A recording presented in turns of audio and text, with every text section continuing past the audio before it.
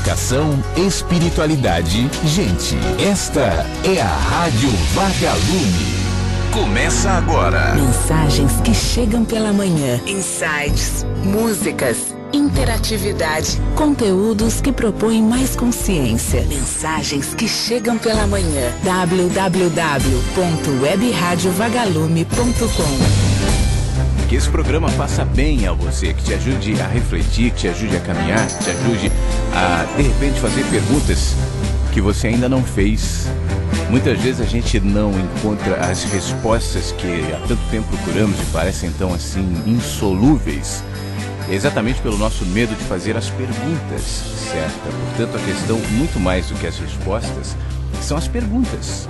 Né? A gente tem medo de se perguntar, a gente tem medo de enxergar, a gente tem medo de entender certas coisas, porque isso desconstruiria os nossos castelos, a nossa autoimagem, as nossas ilusões. E a maioria de nós tem medo de desiludir-se. Como num vídeo relativamente antigo meu, eu falo sobre o bem da desilusão, de perder a ilusão e agora enxergar as coisas como são. Perder a ilusão não significa necessariamente perder o sonho, perder as motivações, perder a esperança. Mas os sonhos, a motivação e as esperanças não precisam estarem necessariamente calçadas em ilusões. Então a gente tem medo da desilusão e aí nós fazemos questão de vivermos em enganos. E quantas historinhas, quantos movimentos na sociedade, quantas cavernas existem por aí justamente para que a gente se mantenha dentro dessa prisão, dessa impossibilidade de enxergar. E o que você precisa quando está numa caverna não é pintar na parede da caverna uma realidade bonita, para que você fique contemplando aquela pintura achando que aquilo é a realidade. Que tal, como na caverna de Platão, sair de dentro da caverna escura, úmida, fria e perceber que a realidade, aquela que você via lá dentro, era reflexo dos movimentos que aconteciam fora.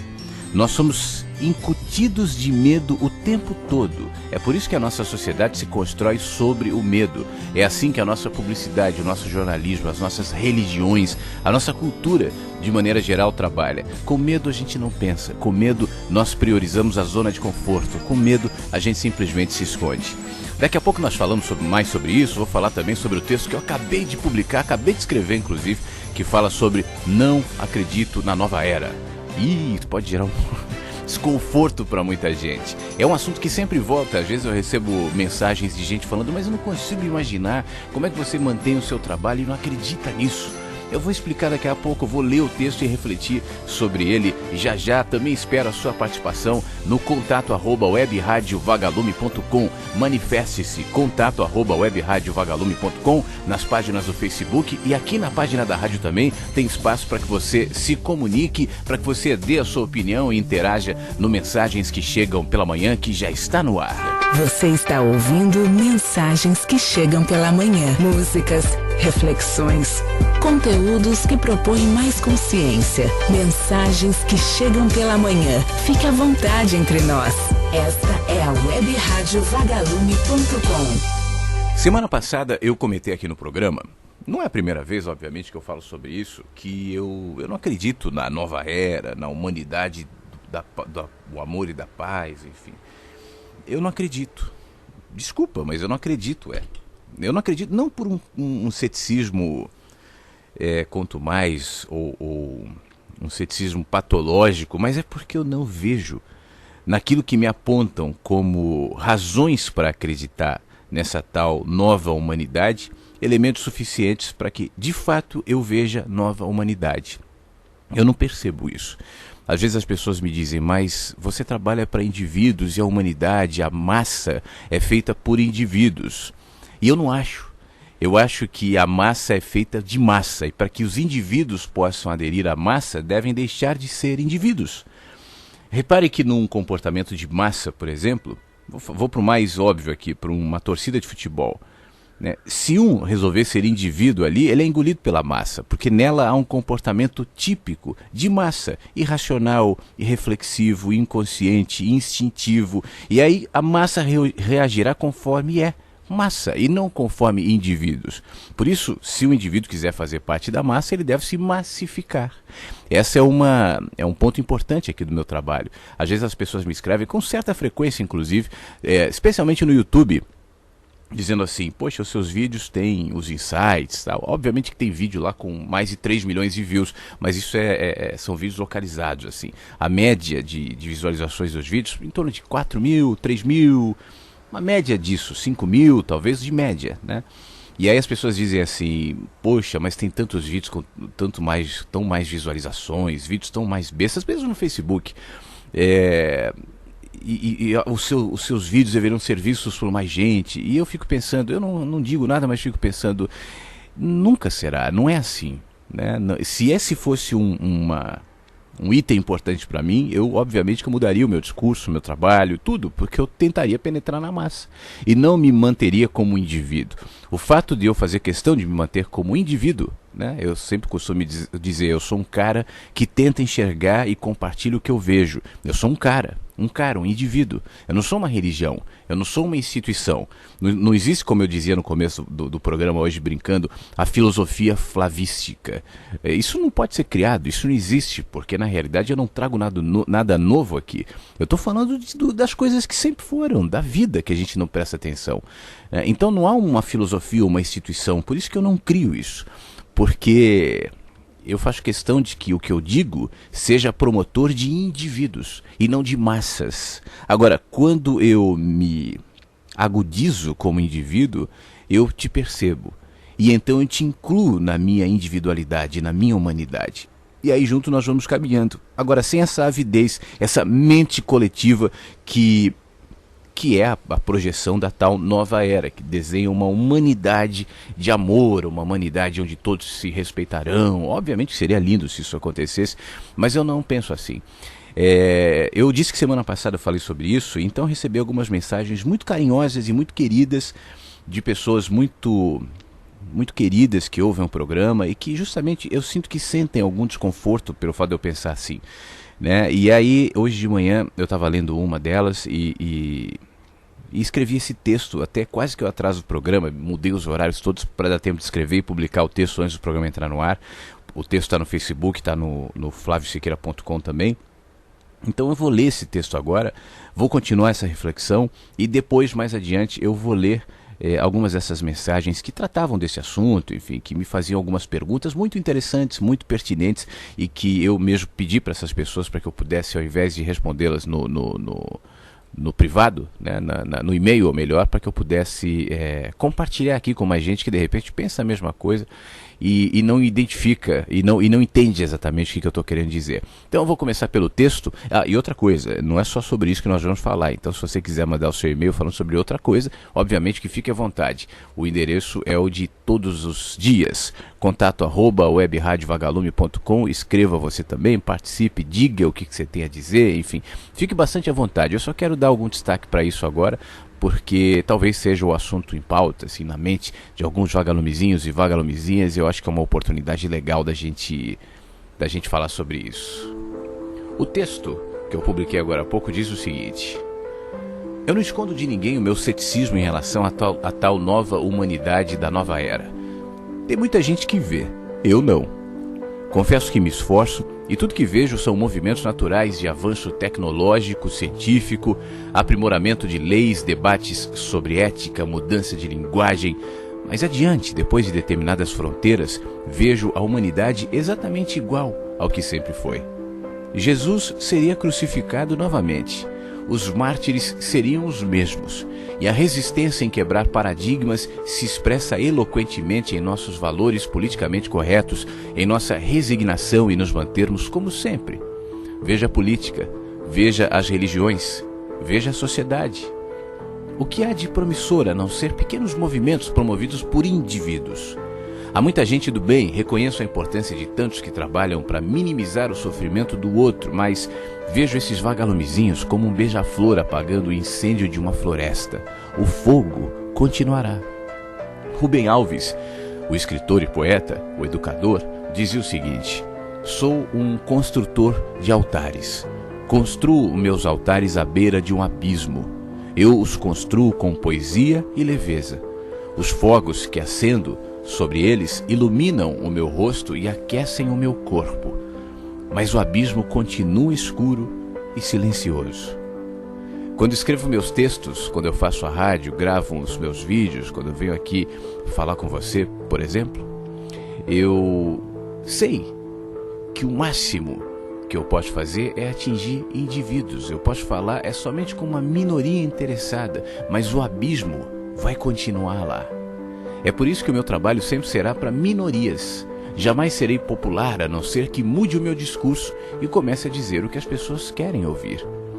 A consciência de que a massa sempre será massa, informe, instintiva, inconsciente, me tira a avidez de penetrá-la. Ela ficará lá, mas eu não necessariamente precisarei penetrá-la. Apesar da minha incredulidade em relação às massas, mas eu creio nos indivíduos. E os indivíduos não são massa. Massa não é o coletivo de indivíduos, como há pouco eu falei. Como sempre aconteceu na história, esses serão em menor quantidade, os indivíduos. Terão dificuldades de serem compreendidos por um número maior de pessoas. Serão vistos como utópicos ou sonhadores. Indivíduos não aderem às massas porque não aceitam modelar-se.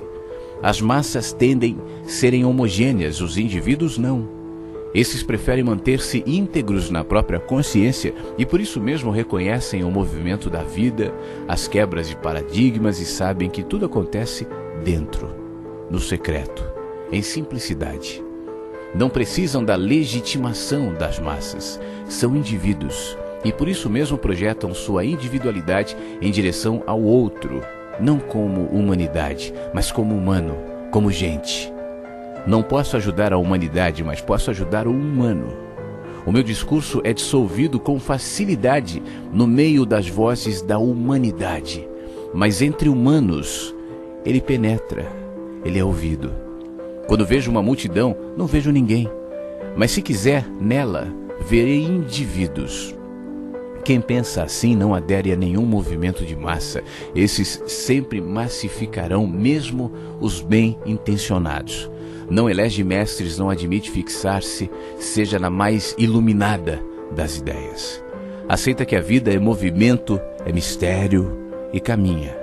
Esse enxerga o abismo onde constrói altares, mas como o poeta, sabe que tudo o que pode fazer é iluminar o próprio rosto e permitir que essa luz ilumine quem está perto. Lá embaixo, a escuridão continuará, um altar à beira de um abismo. Esse texto está publicado no flaviosiqueira.com, no Facebook, e expressa resumidamente o que eu penso em relação a isso. Para deixar claro algumas coisas, em primeiro lugar, só para comentar rapidamente algumas coisas do texto aqui, eu quando digo sobre os avanços, né, e relativizo os avanços naturais, de movimentos naturais, tecnológicos, científicos, aprimoramento de leis, debate sobre ética, mudanças de linguagem. Eu relativizo isso porque, na realidade, uma sociedade que se constrói na linha do tempo e que acumula inteligência, não necessariamente sabedoria, né, e que acumula pesquisas, enfim, fórmulas, é claro que vai evoluir tecnologicamente falando, cientificamente falando. É claro que à medida em que a nossa cultura evolui, os debates, por exemplo, sobre ética, se acirrarão, né, e se relativizarão em relação àquilo que antes era um absoluto ético, hoje deixa de ser. E as pessoas vão discutindo esse tipo de coisa que vai se tornando, em certo aspecto, mais arejado, mas isso não necessariamente repercute numa humanidade mais aprofundada, porque não são nos debates, não é na evolução científica, tecnológica, a evolução legal, né, das leis, ou cultural, onde eu percebo o avanço de indivíduos. Eu percebo o avanço de indivíduos exatamente no trato com o próximo, no trato com o outro, onde as leis não vêm, onde a punição não é uma sombra, onde a ameaça não é necessária, né? Onde a espontaneidade consciente se projeta no trato, não necessariamente a partir de uma linguagem uniforme. Isso é um negócio muito frequente na nossa era aqui. É o que eu costumo dizer sempre, eu vejo uma mudança de linguagem, né? Então o cara falava aleluia, agora o cara fala namastê. É a linguagem. Isso não trata de humanidade. Antes o cara dizia, sou da era de peixes, e o outro fala, eu sou da era de aquários. E daí? Né? Tanto faz. Se um diz não, porque hoje nós estamos mais abertos à existência de vidas em outros planetas, os ETs, e daí? Eu não vejo nada disso repercutir em humanidade. Eu vejo pessoas geladas, eu vejo pessoas distantes, eu vejo pessoas desconectadas. Ontem ou anteontem, uma querida amiga me marcou numa publicação, acabei nem comentando, mas comento aqui, eu sei que ela está ouvindo, de 1 milhão de crianças fazem mentalização para paz mundial, uma coisa assim, e uma foto de um monte de criança. Bom, 1 milhão de crianças estão lá. Agora, se fazem mentalização ou não fazem, eu não sei. O que gera... Não vejo nisso repercussão prática, individual. Eu preferia que 1 milhão de crianças estivessem distribuindo sopa, água, cuidados, abraços no mundo, né? Não estou aqui desqualificando esse tipo de iniciativa, mas eu acho que entre as iniciativas ela é a menor. É a que menos me indica um movimento consciente de indivíduos evoluindo. As pessoas continuam sendo resistentes àquilo que as confronta. Isso faz parte do ser humano, sempre será. É por isso que eu escrevi, Jesus seria novamente crucificado, ou você tem alguma dúvida? Os mártires seriam exatamente os mesmos, ou você tem alguma dúvida? Por exemplo, falar aí no cristianismo, né? O que virou o cristianismo? O que é um poço de fundamentalismo, de preconceitos, mesmo, olha, desculpa dizer, mas mesmo entre os mais arejados eu percebo posturas assim que realmente me deixa triste, sabe? Porque se defendem uma tese, né? Porque se fixam numa ideia aparentemente fixa. Então é isso aqui, ó. E quem estiver fora disso está fora. É isso. Eu estou dando exemplo do cristianismo, que é a religião predominante no Ocidente, mas, bom, vá para os muçulmanos e veja como isso acontece. Vá para os... Eu já conheci muito de perto algumas facetas do budismo, por exemplo. E em muitas eu percebi o fundamentalismo absurdo num discurso de humanismo, num discurso de nova era, mas com fundamentalismo, com visão excludente e com projeção de mestre, né? Fulano de tal. Existe uma dessas instituições ligadas ao budismo no Brasil que é muito forte nisso. Essa eu conheci bem de perto. Porque o problema não é o budismo, não é o cristianismo, o problema são as pessoas. Então, onde nós estivermos, a nossa tendência é essa massificação. Até aqui comigo, né? Eu fico vendo, às vezes eu fico triste, vejo posturas de gente que vai tentando pegar o que eu falo e transformar isso num absoluto, e às vezes eu vejo discussão no Facebook de gente brigando, dizendo, você está falando isso, mas o Flávio fala aquilo. Grande porcaria que o Flávio fala aquilo. As pessoas têm direito de pensarem, de serem como são. Eu não estou aqui para criar uma instituição, uma igreja, porque eu posso ficar com um discurso politicamente correto, dizendo, olha, eu não sou uma religião, como as religiões fazem. Não sou uma religião, sou um cara, tal, mas na prática está promovendo esse tipo de rupturas que eu discordo. Isso para mim não é crescimento, não é desenvolvimento. O desenvolvimento só é percebido pelo indivíduo, e se projeta em como eu lido com o próximo, em como eu lido com a vida, no secreto. Porque lidar com a humanidade, nos movimentos de mentalização mundial, nos shows, nas palestras, enfim, é muito simples, né? É muito legal. Agora, saindo das palestras, dos shows, dos movimentos de mentalização, as pessoas continuam como aparentam ali, não? Saindo das igrejas, saindo dos cultos de oração, das missas, do centro espírita, as pessoas continuam sendo aquilo que ali, na massa, são. Desculpa, mas para mim isso é hipocrisia. É o que eu penso. Se eu não me projeto sem que ninguém veja, sabe? Sem a necessidade de aplausos e muito menos de legitimação de massa, não serve para nada, a não ser para fazer show e para fazer com que as pessoas pensem que há algo acontecendo no mundo, quando na realidade, sinceramente, dentro dessa perspectiva que eu estou descrevendo aqui para você, eu não vejo. Vejo o mundo cheio de injustiça, vejo pessoas absolutamente indiferentes umas com as outras, vejo a legitimação do erro, da corrupção, do roubo, o tempo todo, em todos os lugares, em todas as esferas. esferas, vejo o discurso politicamente correto travestido de visão espiritualista ou religiosa, legitimando separações, aumentando e alimentando fundamentalismo. Eu vejo isso. Bom, Flávia, é porque você está muito pessimista. Bom, talvez. Tomara que daqui a pouco eu volte aqui e diga, olha, aquilo que eu estava dizendo em relação à nova era refletiu um momento meu, e hoje eu vejo de outra maneira, porque eu estou vendo um mundo de amor, as pessoas estão se respeitando, se amando, eu vejo isso de maneira clara na sociedade, e a nossa sociedade, mas hoje eu não vejo.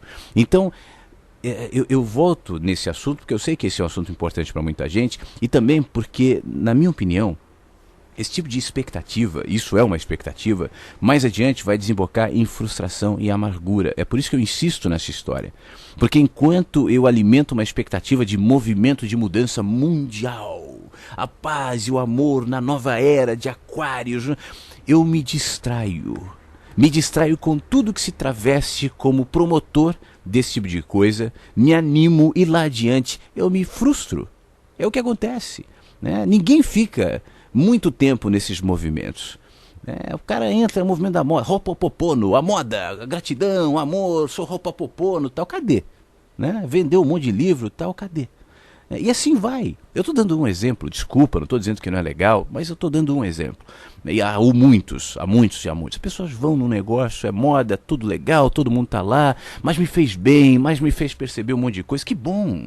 Que bom, mas o bem está em você, não está em movimento nenhum. E se isso não for projetado na vida de maneira simples e não necessariamente conectada a um discurso, a uma ideologia, a uma filosofia específica, não serve, vai ser modismo e vai passar, e vai se frustrar e a gente vai se amargurar.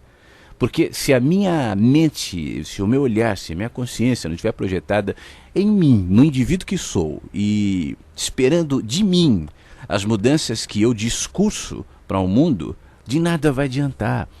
Então, sou eu que vou ter que meter a mão na massa ali. Sou eu que vou ter no dia a dia lidar com as pessoas com bondade, com genuinidade, com simplicidade, em consciência. Isso, não especificamente num caso ou no outro, mas em todos os pequenos movimentos cotidianos que a vida me traz. Cabe a mim. No secreto, isso não será percebido. As pessoas não aplaudirão, isso não suscitará massas, isso não me tornará santo, isso não fará de mim um exemplo e muito menos Nobel da Paz.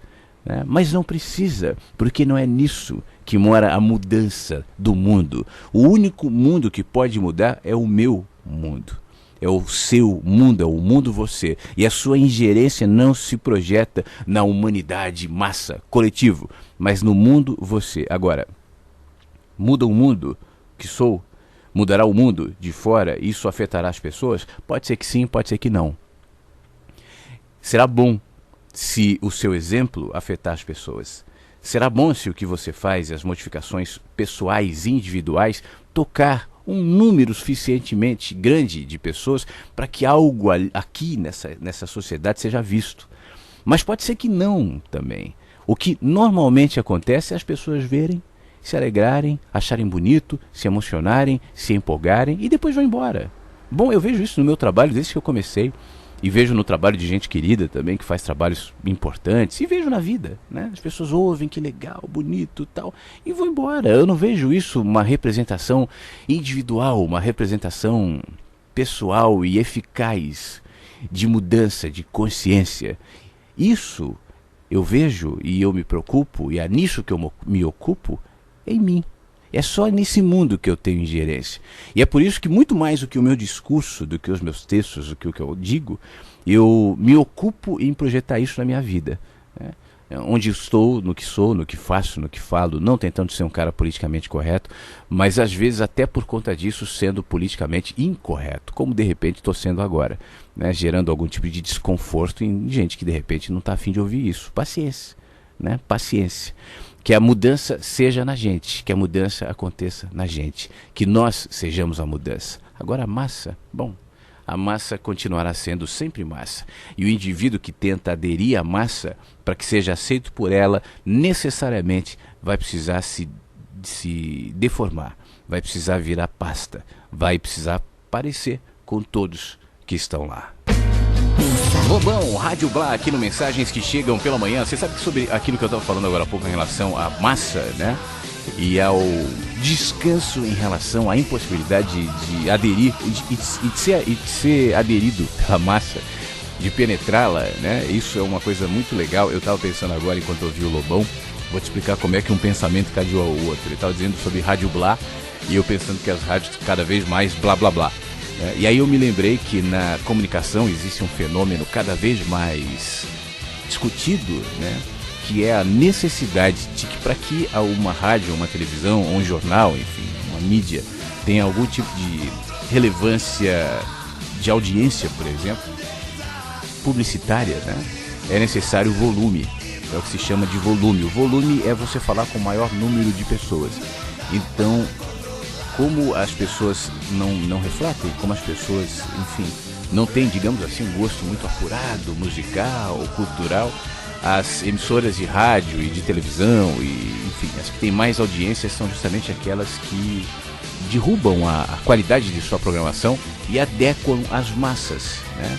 Então a novela vai continuar sendo vista, o jornal da TV aberta vai ser o mais visto, a TV aberta, né? Não que não tenha gente promovendo conteúdos específicos, mas ou direcionados para públicos menores. Veja que esses tendem a ser melhores, né? São mais, digamos, honestos, né? Do que aqueles que ficam naquela história. Eu me lembro quando eu fui trabalhar numa rádio popular pela primeira vez em São Paulo. As pessoas me cobravam muito, eu já contei essa história aqui, né? Me cobravam muito assim, olha, tá faltando sorriso no rosto, você tem que falar sorrindo. Então você não pode falar assim, por exemplo, agora eu vou tocar uma música e você vai gostar dessa música. Não, você tem que falar assim, olha, agora eu vou tocar uma musiquinha, viu? Uma musiquinha, e você vai adorar essa musiquinha. Um beijo, uau! Eu falei, pô, eu não vou falar assim. Por que eu preciso falar desse jeito? Aí diziam, não, porque o nosso ouvinte gosta de ser, o ouvinte tem que ser, você tem que pegar o ouvinte no colo, era a expressão. Eu era um chato mesmo, eu confesso. Eu sou ainda, né? Fazer o quê? E eu dizia assim, vem cá, eu não vou no supermercado, eu não vou na loja e falo com o vendedor, com a caixa do supermercado, que é o público da nossa rádio, desse jeito. Eu não chego ali no caixa do supermercado e falo, oi querida, eu pago com cartão de crédito ou débito? Você aceita Mastercard? Não vai me achar um imbecil. Então a mãe e o pai deles, os irmãos, os amigos, não se tratam desse jeito. Então por que a gente tem que tratar um ouvinte como um imbecil? A linguagem popular é você falar dos assuntos que são interessantes, relevantes para a maioria das pessoas que estão ouvindo. Obviamente que mantendo um tom de simpatia e tal, mas nada de artificial. Então eu não vou fazer isso, eu vou ser o Flávio popular, não vou virar isso. E mantinha o que eu fazia, e dava super certo, né? O meu horário era super ouvido, eu fazia um horário legal, então não precisa dessa bobagem, isso é massificar, né? É chegar, olha, os locutores de rádio popular são assim. Oi, querida, um beijo para você. Imagina eu chegar aqui, abrindo o programa assim amanhã, eu resolvo, olha, a rádio, eu preciso melhorar a audiência da rádio, tem tanta gente ouvindo assim, eu estou fazendo aqui um projeto comercial da rádio, então deixa eu começar aqui o programa aqui. Oi, essa é a Rádio Vagalume, viu? Que bom, que coisa maravilhosa que você está aqui, querido e querida, um beijo para todo mundo! Eu sou o Flávio Siqueira, com muito carinho, com muita emoção, com sensibilidade à flor da pele, começando esse encontro incrível, doce, açucarado, esse momento de arco-íris e de vida no nosso radinho. Você imagina, não? Você ia ficar, não? Não, né? Tomara, mas a audiência aumentaria, você sabia, não? E a gente começa o nosso encontro de hoje com Zezé de Camargo e Luciano. Aumentaria. Pois é, porque é isso que as pessoas... Isso é massa, né? Isso é massificar. Agora eu continuo sendo eu aqui. E aí eu não estou preocupado que mais gente venha. É claro que quando mais gente vem eu fico feliz. É claro que eu digo assim, olha, traga mais gente para ouvir a rádio. Claro que eu fico feliz. Mas não é por isso. Você está entendendo? Não é isso que vai me pautar, que vai me determinar. Eu estou dando um exemplo aqui que fica até cômico. Mas que isso seja na vida, né? Mas enfim, eu vou voltar a esse assunto já já. A ideia agora é ler o texto do livro Mensagens que Chegam pela Manhã, que fala sobre as sementes, as variáveis, os tons e os sons. Eu dizia agora há pouco que a música mora na gente. E a gente só consegue perceber beleza na vida, na música, nos cenários, porque antes disso, essa beleza mora em mim e mora em você. Vamos compartilhar esse texto? Para cada tema existem milhões, talvez bilhões de variáveis. Não há só preto e branco, e entre as duas cores uma infinidade de tons. Também sobre o som.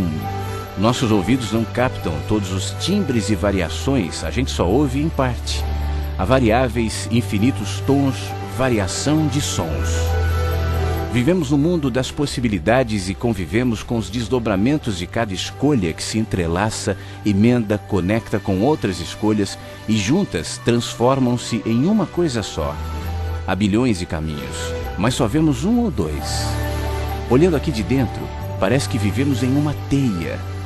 Ela parte das nossas escolhas, passa por uma série de conjecturas e acomodações, se alocam, deslocam, emendam, desfazem, espessuras que nem sempre são as que imaginávamos. Tudo começa com uma semente, e suas sementes definirão que tipo de frutos colherá, mesmo que até lá as coisas pareçam estranhas. Ainda que ninguém saiba exatamente como serão os dias e mesmo que não tenha controle sobre o futuro, as coisas que acontecem em sua vida sempre são fruto daquilo que você plantou. E sabe qual a importância de saber isso? É que ainda que nem tudo esteja ocorrendo como gostaria e o fruto possa estar parecendo amargo, espere, se aquiete. Lembre-se de que entre as variáveis, tons e sons, você não percebe quase nada. É só questão de tempo para que você entenda que a hora da colheita virá. Para uma árvore crescer saudável, terá de ser regada. Enfrentará tempestades, será podada. Isso pode doer, mas faz parte do processo. Enquanto poda, o jardineiro sente o coração despedaçar, mas sabe qual a semente que plantou e que daqui a pouco os frutos virão. Que tipo de sementes tem plantado? Quais as suas prioridades? O que espera da vida, de si e dos outros? O que você plantar certamente vai colher. Pode levar um tempinho, mas os frutos virão. Sim, eles virão.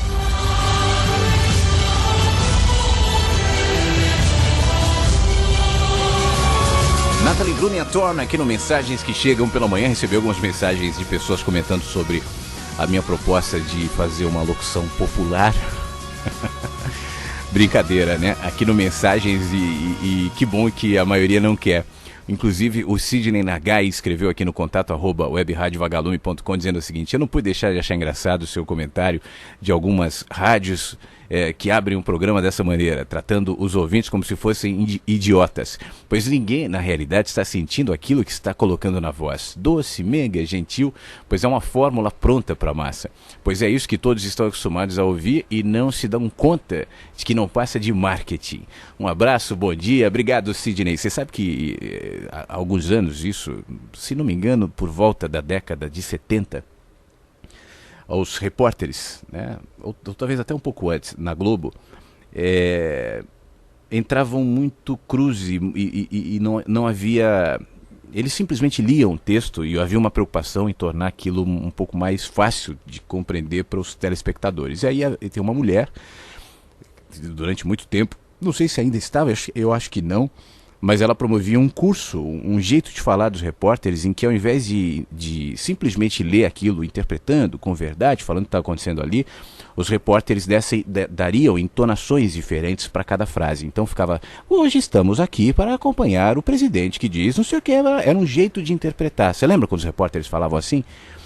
Pois é, aí depois, na medida em que a comunicação foi se tornando muito mais forte, né? Especialmente de aproximadamente 15 anos para cá, ou um pouco mais talvez, com o advento da internet, as pessoas foram ficando mais sensíveis a esse tipo de plastificação, né? Então, especialmente depois da internet, foi se trabalhando para que tudo parecesse mais natural. Então, por exemplo, dentro dessa fórmula, no exemplo do rádio, né, a comunicação jovem, os caras falam, rádio não sei o que, tal, gritando. E a comunicação popular desse jeito que há pouco eu falei. Porque já que não existia conteúdo, já que se pagava mal os locutores, enfim, depois que as gravadoras começaram a quebrar nos anos 90, a grana das rádios diminuíram, não tinha mais jabá, e aí, enfim, quem ganhava, mandavam embora um que ganhava 5 e contratavam 5 que ganhavam 1.000, por exemplo. né? E aí, obviamente, você cai na qualidade. Então, como você não tem um conteúdo, você não tem a inteligência, que é fundamental para quem comunica. Pela inteligência e pela sensibilidade você se conecta com quem está ouvindo, então precisava se criar uma fórmula, uma técnica, uma teoria. Então locutores jovens falam alto, não sei o quê, como por exemplo algumas rádios que os locutores são todos iguais, né? Eles seguem um padrão e você não sabe quem é quem, porque isso barateia o profissional. Você tira um, põe outro, ninguém percebe. Não há mais um comunicador, há uma peça. E isso foi trazido para as rádios populares, que antes era uma comunicação, não sei se alguém lembra do Zé Bétio, que era um cara antigo do AM, meu pai ouvia, ele falava como se estivesse numa fazenda, era uma comunicação, né? Então tirou isso e aí escachou uma fórmula. Então os caras, ao invés de se conectarem como eu propunha nessa rádio, vamos ser populares, mas nos conectando com o que há de bom. E há exemplos de pessoas que fazem isso.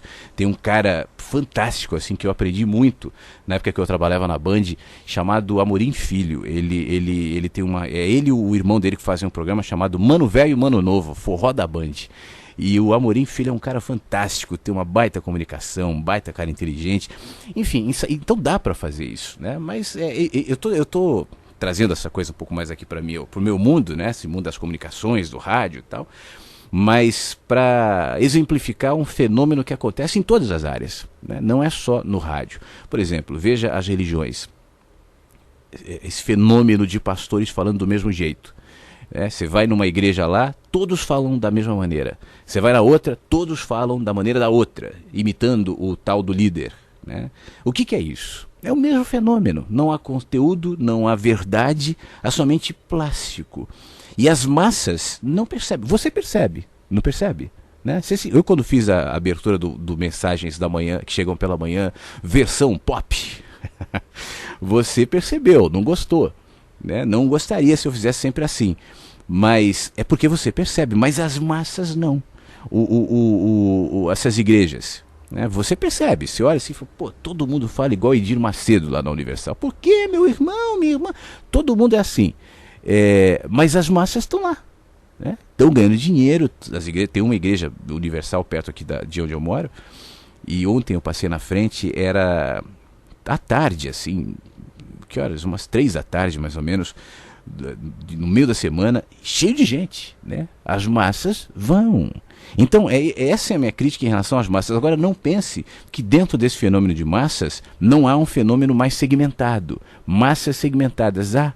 Porque há o volume, né? A massa, o estádio de futebol, a igreja e tal, mas há os movimentos, porque esse fenômeno só tem força porque nós somos assim.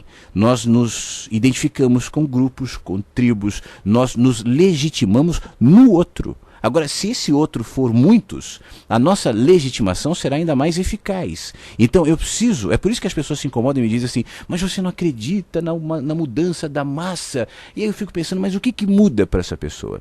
Se eu acredito na mudança do indivíduo, por que a massa precisa mudar? Porque nós precisamos dessa legitimação, dessa identificação, desse respaldo, que no fim das contas, para nós, servirá como significado do nosso trabalho. Se eu não faço para a massa, logo não faço para ninguém, porque eu não vejo ninguém. Os meus vínculos não se projetam em direção aos indivíduos. É muito mais difícil eu me relacionar com indivíduos do que me relacionar com massa. Não é verdade? É mais fácil eu me identificar com um grupo, aderir a uma linguagem, aderir a uma vestimenta, aderir a uma filosofia específica. E então, enfim, os meus erros e acertos, o que é bom e o que é mal para mim, será dissolvido entre erros e acertos, entre o bem e o mal de todos. Todos juntos expiarão os pecados da humanidade. E aí eu ficarei livre nesse processo. Agora, me reconhecer como um indivíduo, bom, implica em reconhecer os erros e acertos, o bem e o mal que eu projeto, seja para o lado positivo ou negativo, para fora, para a humanidade, e vou ter que reconhecer para mim. Então, por exemplo, eu não poderei mais apontar para os outros e dizer safado, é por isso que esse país não vai para frente, bandido, ainda que haja. Mas antes de tudo, cadê o safado e o bandido que me habita? Como é que eu estou lidando com ele? Também não poderei olhar para fora e dizer o mundo está num movimento de amor, namastê, de alegria, porque antes de tudo eu falo, e eu? Onde é que esse movimento se projeta em mim? Porque é muito fácil, eu vou lá na mentalização para a paz mundial, eu vou fazer os grupos de meditação, tudo bem, legal, nada contra, mas isso não é suficiente, e muito menos é um sinalizador. porque nós nos identificamos com a massa. Enfim, é por isso, e você vê que esse fenômeno acontece do micro ao macro, né? Da comunicação ao rádio, a nossa espiritualidade, a nossa relação social. Isso acontece também nos partidos políticos, né? E aí fica nesse maniqueísmo, só o PT é que salva, só o PSDB é que salva, e todo mundo que é contra, e todo mundo que não simpatiza, ou todo mundo que simpatiza em parte, ou que antipatiza em parte, é inimigo, né? É assim que funciona a nossa dinâmica. Então, dentro disso, deixa eu ler aqui uma mensagem de uma querida vagalumezinha que me escreveu. Ela me disse assim: pode me identificar, não tem problema, mas eu não vou. São opiniões próprias aqui, e até para poupá-la, de repente, sei lá, de gente que acaba confrontando. Eu não quero isso, eu não quero conflito aqui. Não quero gente brigando com a debate é uma coisa, agora conflito é outra. Bom, e ela, de maneira muito carinhosa, muito querida, como sempre faz, me escreveu. E ela me disse o seguinte: eu entendi perfeitamente a sua colocação sobre massa, sobre comportamento coletivo, que tomamos muitas vezes sem querer, que foge à nossa verdadeira essência quase sempre. E concordo com você, existe sim essa entidade que domina o coletivo, e quase sempre para atitudes ruins. Eu acho que porque é só desta forma que a escuridão tem força para atuar quando se acopla na ignorância da maioria. Deixa eu tomar uma água aqui. O que eu coloco quando eu falo de esperança nesse novo humano, numa nova sociedade, ela diz, numa humanidade realmente movida pela compaixão e muito mais que cantar músicas do filme Hair, acreditando na era de Aquários, é que eu sinto algumas mudanças e eu queria a sua opinião sobre elas. Então ela me diz aqui o que ela percebe, né? Primeiro, em relação a eu, em maiúsculo, e Deus. O reconhecimento de um Deus intuitivo no nosso interior, algo absoluto que tem contido nele todas as ideias relativas de Deus criador ou criados por cada pessoa. Não que vamos descobrir o que isso realmente significa, porque eu acho que não temos como entender o absoluto através da nossa relatividade, mas já teremos essa pequena percepção. Eu vou respondendo aos poucos, já que ela traz algumas questões aqui. Em primeiro lugar, essa que você comenta aqui, essa percepção do Deus intuitivo, o Deus que me habita, e você provavelmente está se referindo a pelo menos em relação ao discurso, né? Uma mudança de paradigma em relação a uma crença de um Deus punitivo, mau, enfim, como durante algum tempo as religiões reforçaram, né? Mas quando você me descreve isso, um Deus intuitivo no nosso interior, que se expressa de maneira simples e, como você mesmo disse, intuitiva na vida, eu me lembro que isso não é uma característica do nosso tempo. Antes do domínio cultural da religião, especialmente da religião monoteísta, né, que insiste nessa imagem cruel, muitas vezes, de Deus, veja nos povos mais primitivos, inclusive contemporâneos nossos, mas não intoxicados por essa cultura, essa percepção instintiva do Deus que me habita e que se projeta em tudo e em todos. Os índios agem assim, as religiões ou as crenças ou as fés tribais já se projetavam dessa maneira na ancestralidade da espiritualidade, porque a espiritualidade é um fenômeno desde sempre. Nos primeiros identificações da raça humana e de algum tipo de linguagem ou cultura humana, já havia essa percepção do transcendente. Então o homem fazia desenhos do Deus Sol, do Deus Trovão, porque na realidade, e aí concordando contigo sobre a nossa incapacidade pelo fato de sermos relativos, de entendermos o absoluto, nós fragmentamos aquilo que é selvagem, aquilo que é absoluto, e projetamos um relativo. Então o homem vai dizer: eu vejo Deus na montanha, eu vejo Deus no sol, eu vejo Deus na imagem de um homem, de um ser que eu chamo de Deus, eu vejo Deus no nome, D-E-U-S. E então nós vamos projetando. Tudo isso pode ser um reflexo de Deus, mas nada disso contém em absoluto Deus. Deus nos habita, mas nós não somos deuses. Deus está em tudo, mas tudo não é Deus. Essa relação ambivalente, tantas vezes, desde sempre se projetou. Mas digamos que há 8 mil, 10 mil anos, quando a cultura religiosa foi se sedimentando nas nossas relações, enfim, na nossa espiritualidade, talvez a fé, que antes era mais livre, né, foi necessariamente se contendo dentro de uma caixa. Então os valores, as ideias, as teologias, enfim, tudo isso a partir de agora passaram a nortear a minha espiritualidade. Isso mudou de uns tempos para cá? Sinceramente eu não vejo. Eu vejo uma mudança de linguagem, eu vejo uma mudança de discurso, como eu já disse várias vezes aqui. A religião ocidental vai diminuindo em detrimento de percepções orientais, mas isso é cultura. Isso não necessariamente é espiritualidade. Essa percepção intuitiva e simples ao mesmo tempo de Deus, né, sempre se manteve, especialmente nos seres mais simples. Então, de maneira massificada, sinceramente, eu não percebo esse movimento que você descreve aqui, de um número maior de pessoas que estão reconhecendo Deus intuitivo, a não ser nos discursos. Mas discurso é discurso, né? Na realidade, o discurso, na minha opinião, é a última ponta, é o último item que valoriza a relevância, a verdade de alguma coisa. Discurso é muito fácil, discurso são palavras. Sinceramente, apesar de ver um número maior de discursos nesse sentido, e levando em consideração que esse discurso não é novo, né, pessoalmente eu não vejo esse discurso sendo projetado em práticas. Então, bom, isso inclusive é um texto bíblico, né? Jesus dizendo, olha, aqui virão muitos e dizendo, eu curava em seu nome, eu fazia e acontecia em seu nome, e ele dizia, bom, eu não te conheço. Isso porque na realidade não é o que a gente discursa, não é o que a gente institucionalmente adere, mas a melhor confissão de Deus é a entrega para o próximo, é a entrega para a vida, é a manifestação e o posicionamento como indivíduo. E isso geralmente, ou na maioria das vezes, é silencioso, não necessariamente está atrelado a um discurso. Então tanto faz se eu digo Deus é o senhorzinho de barba no céu, ou se eu digo Deus é o sol, Deus é a árvore, Deus é a natureza, Deus mora em mim, Deus mora fora de mim, Deus mora no planeta Urântia, Deus mora não sei aqui ou ali. Tanto faz o que eu estou dizendo, se isso não se projeta na prática, na minha entrega em simplicidade ao próximo e à vida. Esse é o discurso de Deus que eu acredito, e esse discurso de Deus eu não vejo, tá? Ou pelo menos vejo muito pouco. Não vejo em crescimento. Agora, discursos e teorias, enfim, isso eu vejo muito. Segundo, ela diz, continuando com o e-mail aqui, sobre quem somos, como nos sentimos em relação a nós mesmos, praticando o que acreditamos, não evangelizando, nos tornando mais gentil, mais compassivos, mais equilibrados, quase uma inversão do que fomos até agora, sem punição e sem culpa. Minha querida, você está falando de você, né? E que bom, e que bom.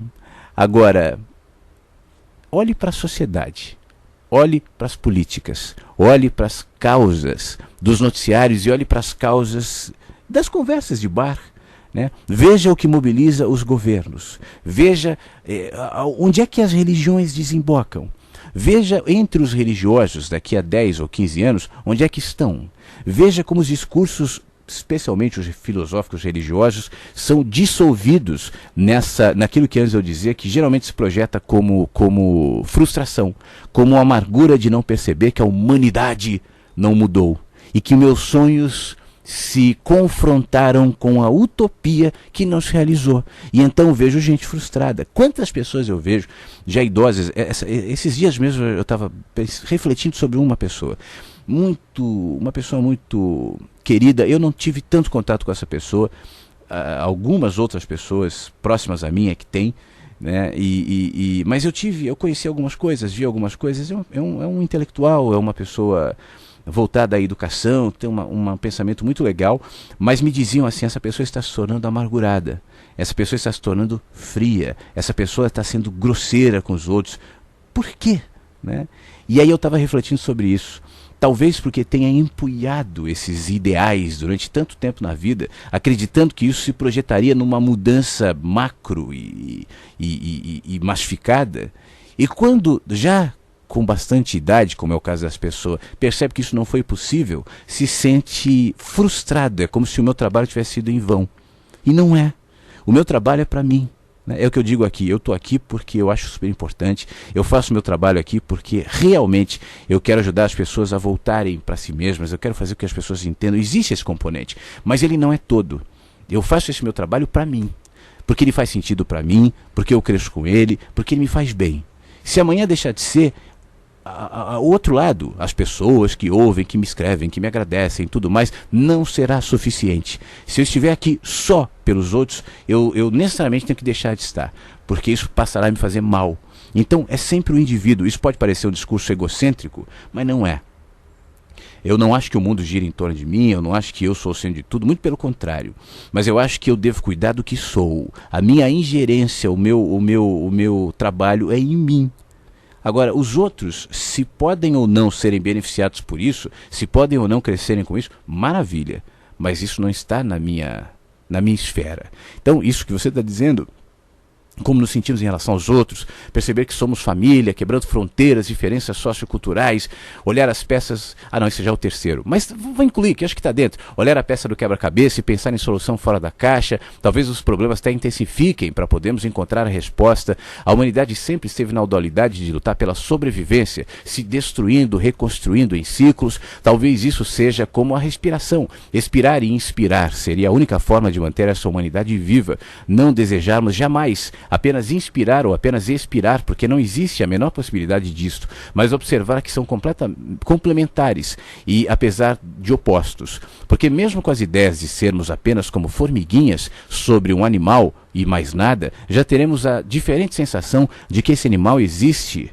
Então somos pessoas, vivendo sobre um planeta que é também um ser vivo, e isso é muito difícil as pessoas perceberem, mas essa relação já muda, mesmo que só de uma forma biologicamente intelectual, mas a relação já começa a surgir mesmo timidamente, longe de querer achar uma resposta, são só devaneios, enfim, aí ela conclui dizendo que precisa crer nessa transformação, faz parte do pouco, do absoluto que eu consigo sentir em mim. Desculpe te incomodar, só queria... Mas é óbvio que você não me incomoda, né? Óbvio que esse tipo de mensagem de debate é absolutamente lindo e me traz oportunidade de falar coisas que eu acredito, né? Eu só quero concluir, dentro disso que você falou e do que eu já comentei sobre a sua mensagem, não perca essa esperança, né? Talvez o que você precise fazer é redimensioná-la. Porque, como você diz aqui, se isso permanece como um absoluto, né, a mudança da humanidade e o meu trabalho somente se direcionará à humanidade, de algum jeito, e isso é inevitável, pode ser sutil, né, pode ser silencioso, como muitas vezes é, mas de alguma maneira o seu trabalho se encaminhará no terreno da expectativa de que as pessoas, e isso tem a ver com volume de gente também, deverão te entender, te perceber e aderir ao que você está dizendo. E dificilmente isso vai acontecer. Você imagina se eu tivesse essa expectativa no que eu faço aqui, né? Eu costumo dizer para as pessoas individualmente, eu não abro tanto isso para não ofender ninguém, mas enfim, já que estamos sendo abertos aqui, eu sinto que o meu trabalho é muito pouco compreendido, assim. Mesmo as pessoas que comentam, que falam, que curtem, eu percebo entre esses comentários pouquíssima compreensão, né? Muito mais oba-oba ou muito mais superficialidade do que de fato eu quero dizer. Por isso, eu às vezes, e esse é um desses tempos, eu redimensiono o que eu faço. Então eu me exponho menos, eu escrevo menos, eu me coloco mais naquilo que eu acho que pode ser relevante, que pode ser compreendido, ainda que seja por poucas pessoas. Então, esqueça a legitimação dos outros. Esqueça, eu entendo que não é isso que você quer. Eu sei que você não está fazendo isso para os outros te aplaudirem, eu sei. Mas, de qualquer maneira, essa expectativa de que a humanidade está indo para um lugar melhor nos frustra em cada tropeçada, em cada constatação de que não. Né? Então eu vou tentar enxergar em grupos isolados algo que se refere somente aos grupos isolados e não à humanidade como um todo, porque um mínimo exame consciente, isento e corajoso em relação aos caminhos da humanidade, políticos, sociais, econômicos, religiosos, me desanimará em relação a essa expectativa. Então cabe a mim, vagalumezinho que sou, manter a minha luz acesa, no que posso, onde dá. E você sabe que esse é um pensamento absolutamente livre. Você sabe que há tempos já eu tenho buscado esse caminho da liberdade, né? Isso, em todas as áreas da minha vida, eu prezo demais. Eu acho liberdade fundamental. Eu não cresço se eu não for livre. Não consigo fazer nada se não houver liberdade.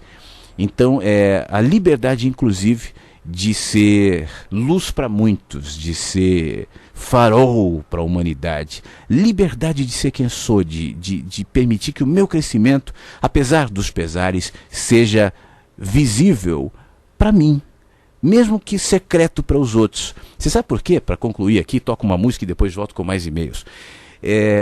Tudo que eu faço aqui, e que pode ser admirado por muita gente, pode ser valorizado, enfim, não é nada. De maneira prática, eu poderia estar aqui falando tudo que eu falo, né, demonstrando tudo que eu demonstro, da boca para fora, e você não ia saber.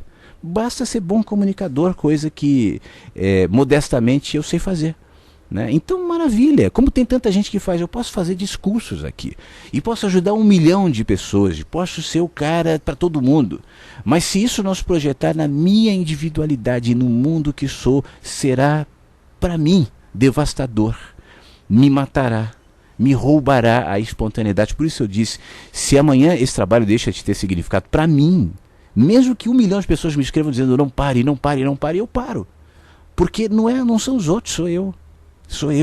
Esse é o mundo onde eu posso. Agora, se eu me dissolver porque a massa me pede, fique, continue, faça, me dissolverei e perderei a identidade que sou.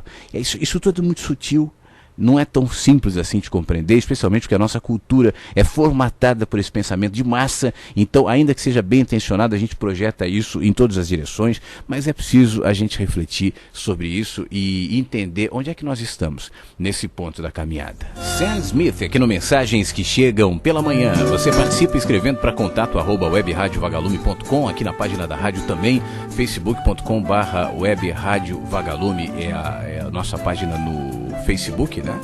E tem também a possibilidade de você, aqui no site da webradiovagalume.com, encontrar o espaço para mandar o seu recado e participar. Escreva, diga o que você acha, faça o seu comentário, fique absolutamente à vontade para você participar desse nosso encontro pelo rádio, aqui pela webradiovagalume.com. Quero agradecer aos recados que estão chegando, aos recados de carinho, bom dia, a Lili Trindade, nossa querida vagalumezinha nos ouvindo, Maicon Oliveira também mandou uma mensagem muito querida aqui, desejando bom dia, Jonathan Henrique também está nos ouvindo, grande reflexão a sua a respeito das pessoas que interpretam uma personalidade que não são, mas em um ambiente corporativo é difícil ser diferente. Às vezes é ser nomeado de chato e muitas vezes temos que travar batalhas com outras pessoas.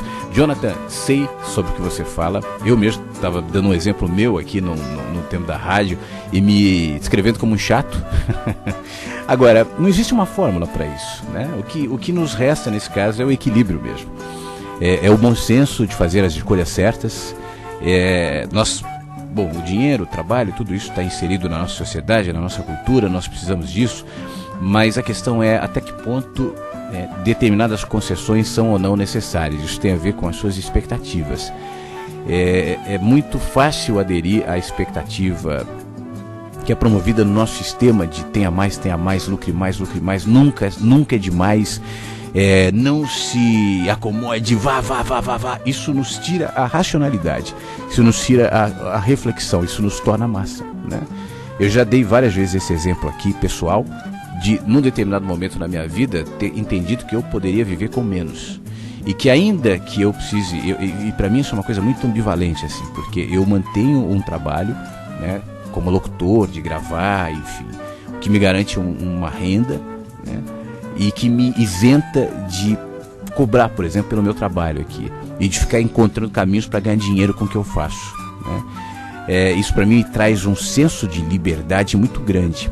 De uns tempos para cá, tem algumas pessoas, já há muito tempo estão me sugerindo isso, e eu já falei uma vez, eu estou refletindo mesmo, é possível que daqui a pouco eu comece com aquele negócio de patrocínio. Então as pessoas que quiserem poderão patrocinar a rádio, enfim, é um negócio legal que vai acontecer. Mas isso não muda nada, né, em relação ao trabalho que continuará sendo gratuito, em relação à minha liberdade, que é a prerrogativa do meu trabalho. Eu preciso de liberdade. Eu não posso me comprometer nem com o meu discurso, nem comigo. Eu não posso dizer, olha, o que eu estou dizendo hoje, daqui a 1 ano deverá ser exatamente igual. O que eu estou dizendo hoje, daqui a 10 anos tem que ser da mesma maneira, porque eu me movimento. Então esse movimento tem que fazer parte do que eu falo, né? Até para que o que eu digo seja coerente, senão será por si mesmo incoerente e desconstruirá tudo aquilo que eu estou propondo aqui, que tem a ver com liberdade e com movimento. Se isso não estiver presente em mim e naquilo que eu faço, como é que vai estar no meu discurso? Então, no mundo do trabalho é isso, é você fazer as suas escolhas, é você refletir até onde vale ou não vale e todos os dias fazer a sua decisão. Fácil não é, mas é possível, tá bom, meu amigo? Um grande abraço para você, Jonathan, obrigado. Obrigado também o meu querido Robson Oliveira, ele escreveu aqui assim: olha, meu querido, bom dia, como diria Nando Reis, é estranho, mas já me sinto como um velho amigo seu. Bom dia a todos. Robson, muito obrigado. Eu sei que eu tenho muitos amigos queridos, você é um deles, né? Pessoas que, como você, eu não conheço pessoalmente, mas que estão aqui e que de alguma maneira me animam a estar aqui, né? Se por um lado eu faço isso pensando em mim mesmo, por outro, não faria se não tivesse ninguém, né? Então não faria sentido. Então, muito obrigado mesmo, fiquei feliz com o seu carinho aqui, um grande abraço, o nosso querido Robson, que nos ouve na França, como tem tanta gente no exterior que ouve a webradiovagalume.com. Beijo para todo mundo que nos ouve fora do Brasil também. Aliás, eu vou continuar já com os e-mails aqui, deixa eu só fazer um parênteses para uma vagalumezinha que me escreveu de Portugal. Eu estou abrindo a mensagem, procurando a mensagem dela aqui para achar o nome dela, e acho que está na outra página, Adélia Santana, e ela falava sobre o livro Mensagens que Chegam pela Manhã, e isso é um negócio que às vezes eu recebo esse tipo de contato, dizendo, poxa, eu queria muito livro no exterior, tal. Mas isso faz parte da minha importância em manter o meu trabalho livre e independente.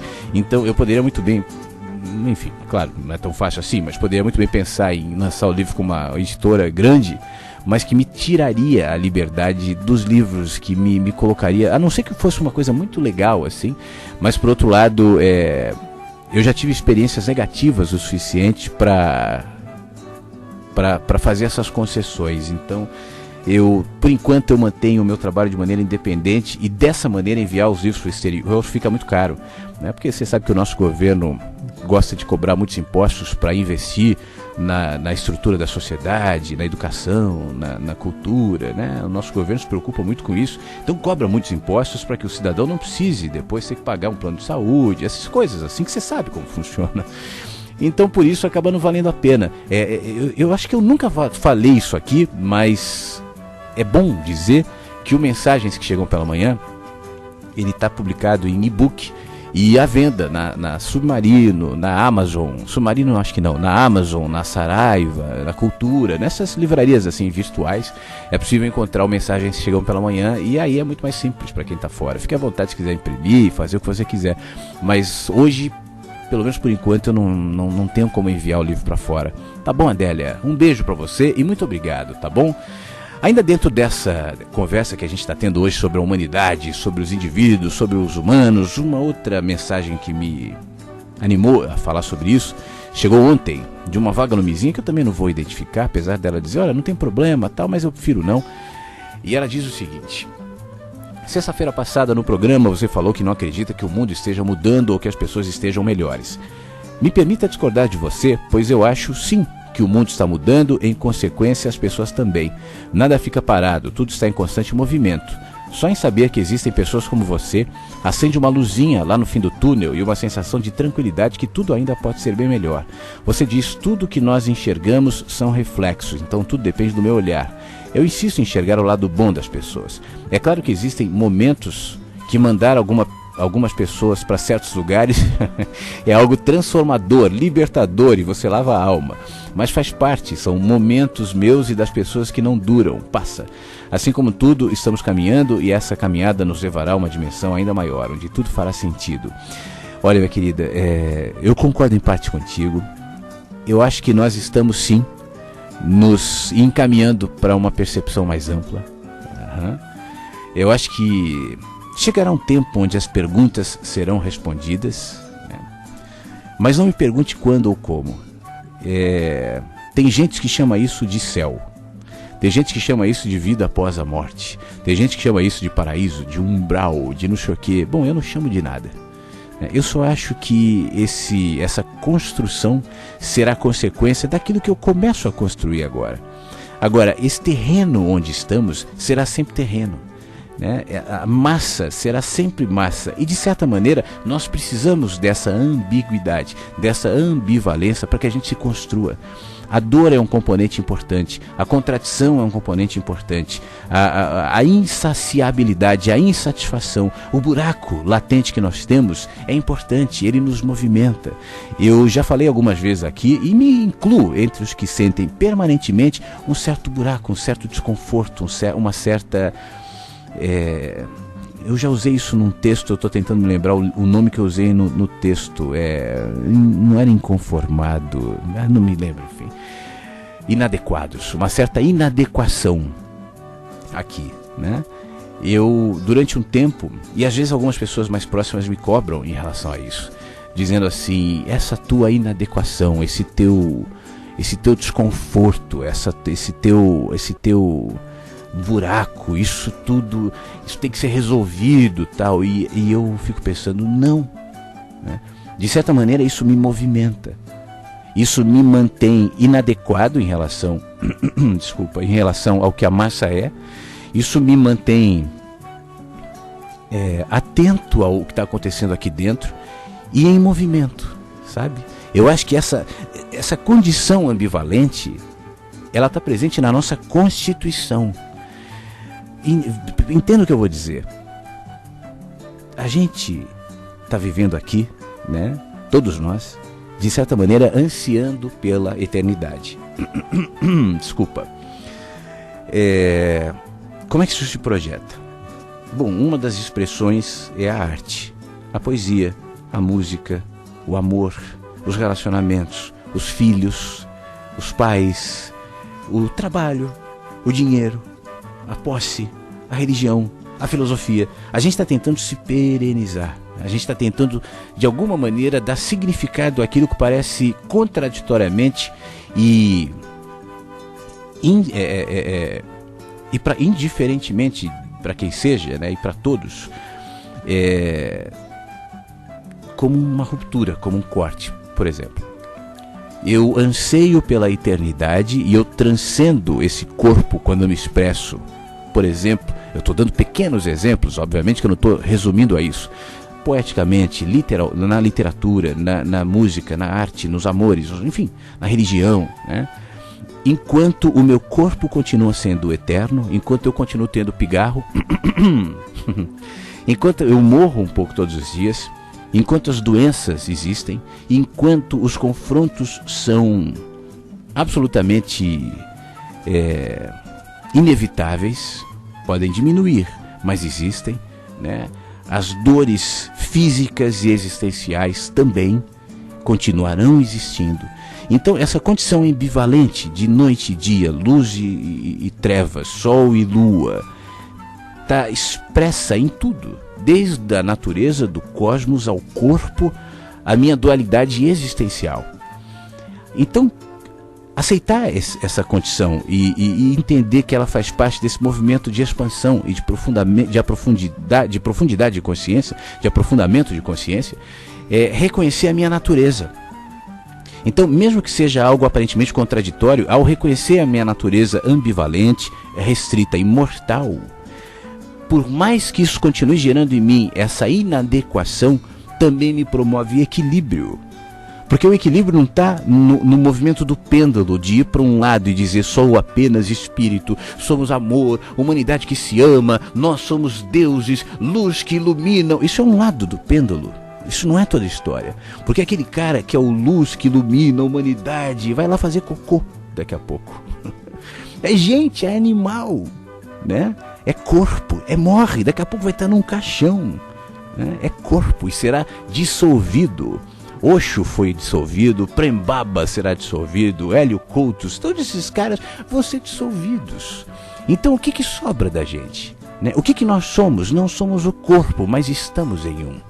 Então o fato de estarmos num corpo nos promove, e eu acho que isso não é gratuito, eu acho que isso não é por acaso, nos promove essa permanência na impermanência, esse conflito entre que sou e estou sendo, entre o eterno que sinto e que vejo e o finito que todos os dias constato. Eu passo às vezes em frente, ontem mesmo eu passei em frente a uma funerária e os caras estavam tirando um caixão e tal, e eu pensando de quem é aquela história que termina ali, ou não termina, aquele corpo que termina ali, mas a história continua, né? Então essa percepção, por mais desconfortável que muitas vezes seja, nos responde isso que você me escreve aqui, né? Há pessoas do bem, há pessoas... Isso sempre houve, não é só hoje, né? Pessoas que isso me dá esperança na humanidade. Não precisa ter esperança na humanidade porque é uma pessoa boa. Porque se eu precisar das pessoas boas para ter esperança, as más me tirarão, porque sempre haverá gente boa e sempre haverá gente má. Sempre haverá bondade e sempre haverá maldade.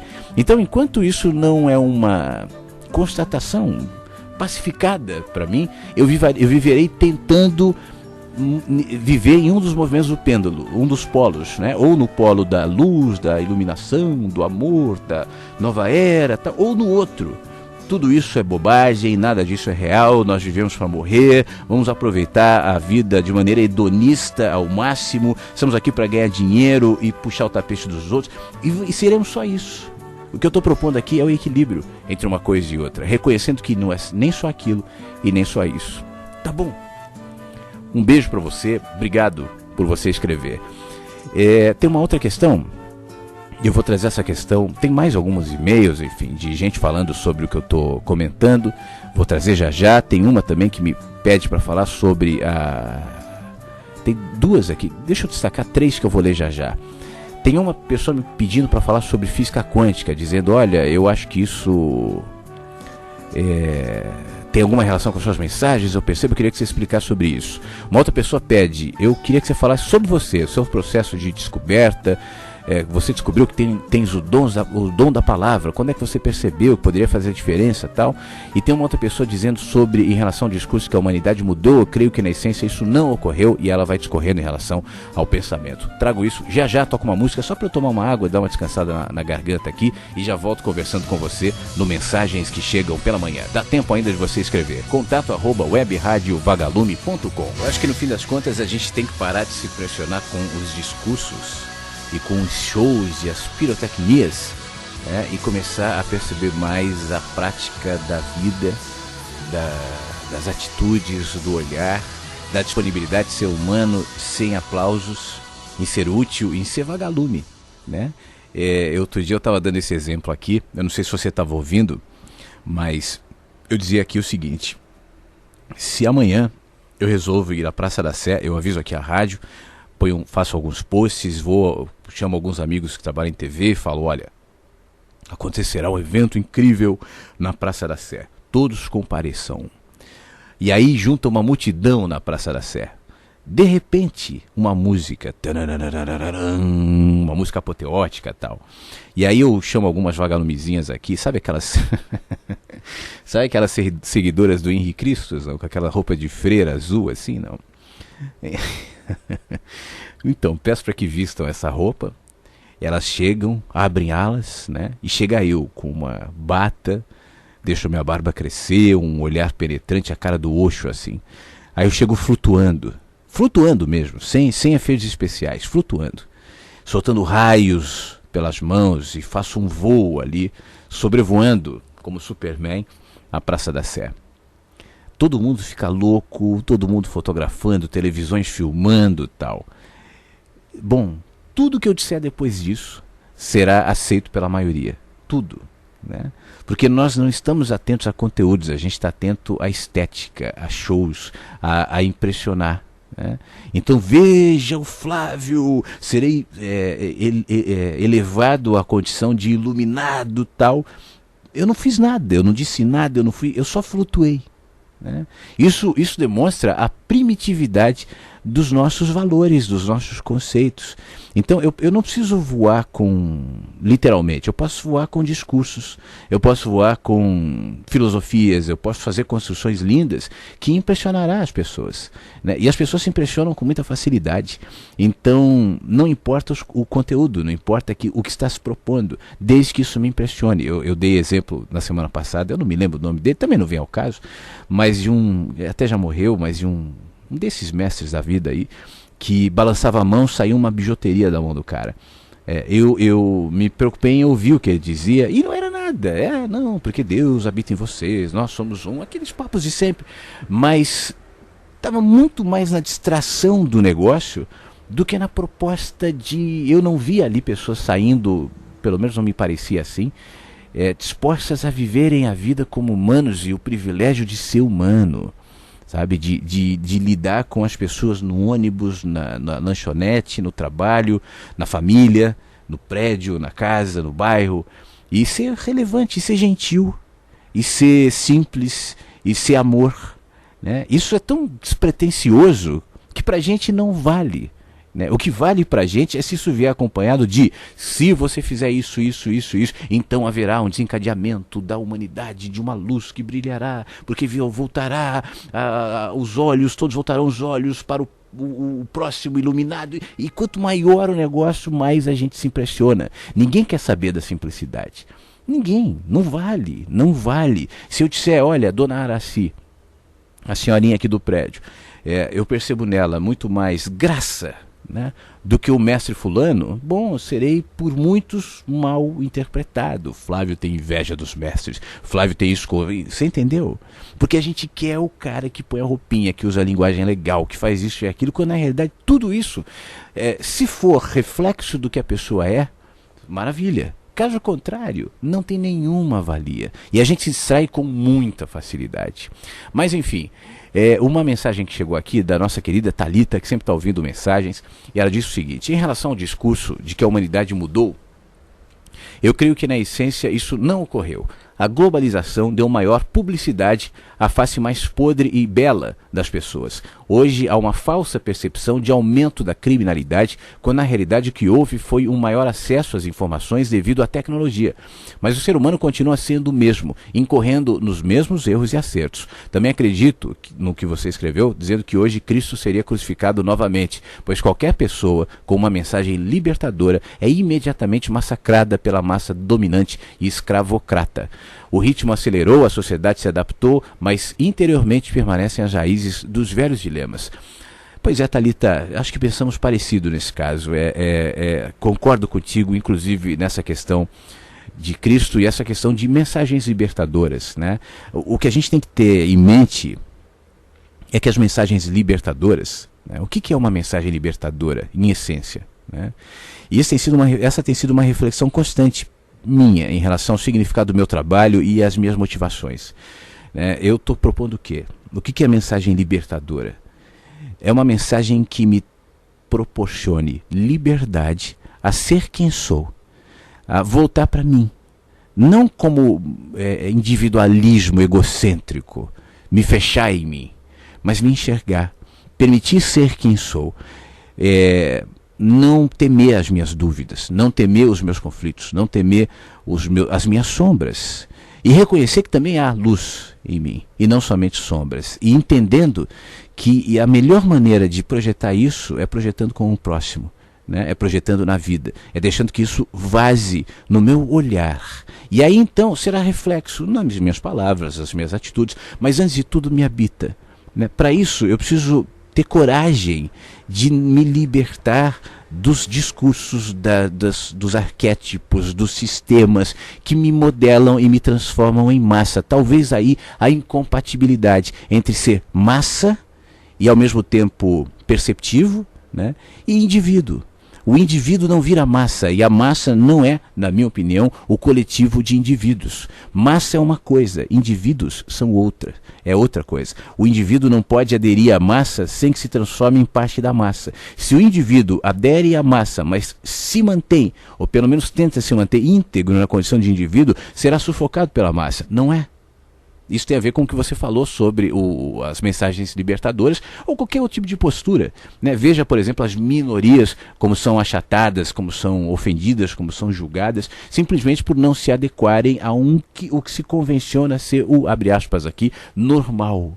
Então, massa não aceita indivíduo. Não tem jeito. O indivíduo faz mal a massa. Você vai fazer o pão, a massa precisa ser homogênea. Se tiver uma coisa fora ali, uma farinha que não se dissolveu, o que você vai fazer? Você vai tirar a farinha para que se transforme em pão, né? É assim com a gente também. Um beijo, Thalita. Obrigado pela sua mensagem. Eu fiquei de ler outras mensagens aqui também. Uma que falava sobre... deixa eu ler essa que chegou antes aqui, da Tati Balbuena. Ela fala assim: me conta sobre ti, como é que foi o processo de descoberta que tens o dom da palavra, quando percebeu que poderia fazer diferente? Eu acho incrível a história das pessoas. Se puder compartilhar. Tati, eu costumo dizer que não houve para mim um ponto assim, eu vi a luz, né? Para mim é sempre um processo. Desde que eu me entendo por gente, das minhas primeiras memórias, esse componente de que a vida é mais do que o corpo está presente em mim. Isso projetou na minha infância. Eu, claro, que fui uma criança como todas, aprontei, joguei bola, tenho amigos, tive amigos, enfim, continuo sendo um cara normal. Eu acho que essa humanidade e essa normalidade são componentes fundamentais para que a gente se desenvolva espiritualmente. Eu não consigo desvincular a espiritualidade de humanidade. Uma coisa está ligada à outra. Em relação à palavra, talvez... porque isso sempre esteve presente, assim, o meu pai estava até me contando esses dias, ele é advogado, né? Não exerce, mas é formado advogado, e ele dizia: eu entrei no direito porque eu era impressionado com os discursos, com os debates, enfim. Depois eu fui perceber que no Brasil o debate, o fórum é só no criminal, e aí eu não queria entrar nessa e acabei indo, mas... ele continua gostando. Meu pai dá aula e se empolga. Meu pai dá aula não só para os alunos, ele dá aula para a gente mesmo, assim. Ele repete as aulas. Não, porque na minha aula, até cansa um pouco às vezes, na minha aula isso, e aí fica dando aula, tal. Ele gosta de discursar, então isso sempre teve presente. Eu achei um discurso, eu vou até ver se eu acho aqui para passar aqui. Eu achei uma gravação um dia, já divulguei isso, de uma oração dele em relação aos filhos. Ele gravava isso, a gente tinha um LP, né?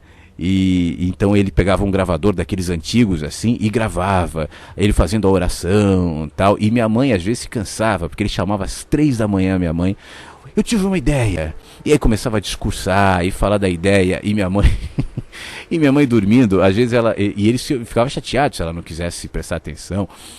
Então essa atmosfera, muitos livros, tal, rádio, enfim, isso sempre esteve presente. Então talvez isso me facilitou, né? O meu irmão, que faz o programa aqui de manhã, ele também gosta muito, mas a questão dele já não é mais tanto com a palavra, né? O meu irmão é mais da intelectualidade, de refletir, de pensar, de ler. Por ele mesmo, ele ficaria quieto, né? Às vezes ele me fala assim: poxa, é um desafio fazer o programa porque eu sou obrigado a falar, e isso às vezes para mim não é tão simples assim, porque eu sou muito mais na reflexão. Enfim, é um componente nosso. E quando eu fui para o rádio, né, eu acho que isso aflorou.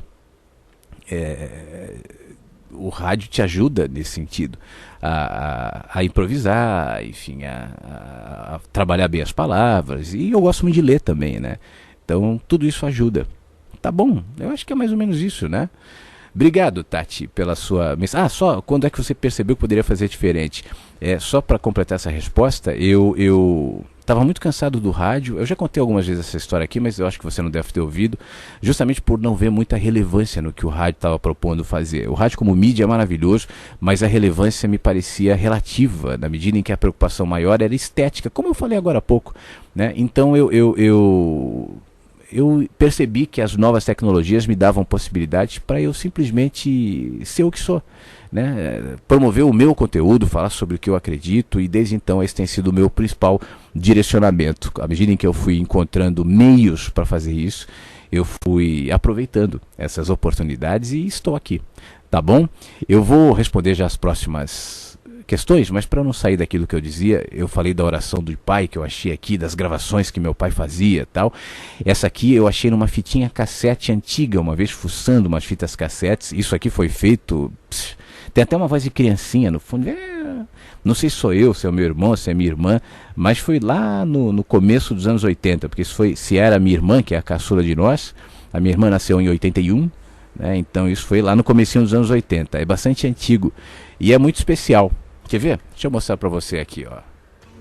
Faze, Senhor, de meu filho um homem tão forte que saiba quando é fraco, e bastante bravo para enfrentar a si mesmo quando tiver medo. Um homem altivo e inflexível quando for derrotado numa luta honesta, e humilde e manso quando vitorioso. Faze de meu filho um homem cujos desejos não tomem lugar dos atos. Um filho que te conheça e saiba conhecer-se a si mesmo é a pedra fundamental de toda sabedoria. Conduze-o, rogo-te, não por caminhos fáceis e cômodos, mas sob a pressão e incentivo das dificuldades e das lutas. Ensina-o a manter firme durante a tempestade. Ensina-o a ter compaixão dos que falham. Faze de meu filho um homem de coração limpo, ideais elevados. Um filho que queira dominar a si mesmo antes de querer dominar os outros homens. Que anteveja o futuro, mas sem jamais esquecer o passado.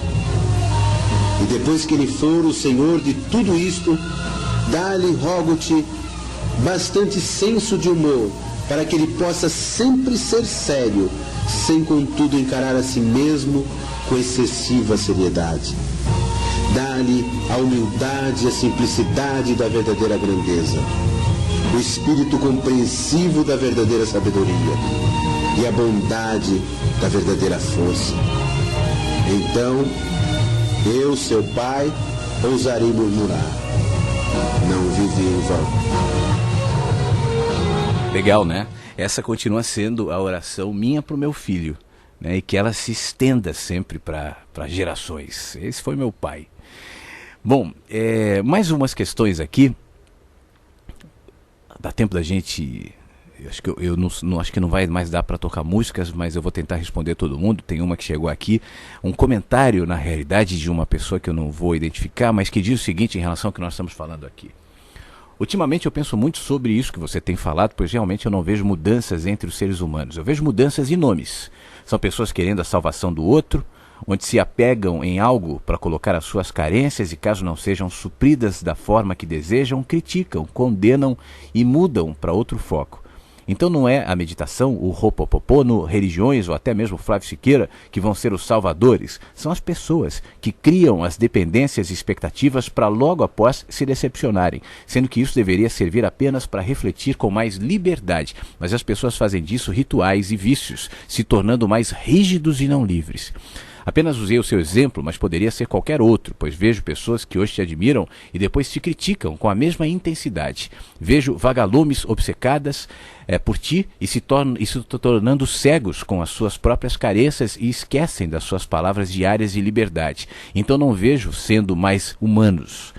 Lembrando que sempre tem exceções, eu acredito que o seu trabalho e de tantas outras pessoas trazem mais consciência e liberdade. E é isso que o mundo precisa. Independentemente de como o seu trabalho vai refletir, precisamos de você e dos exemplos.